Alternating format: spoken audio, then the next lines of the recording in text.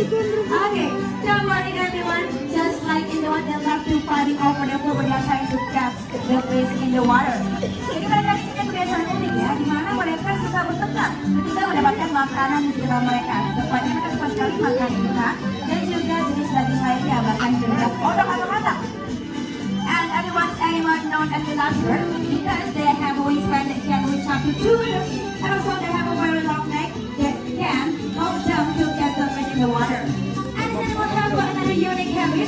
So when they're trying to catch the fish, they love to stay still. And when it's coming around them, they will ini patung sudah sampai lainnya, yang dimana mereka pura-pura menjadi patung jika mencoba menangkap ikan tersebut.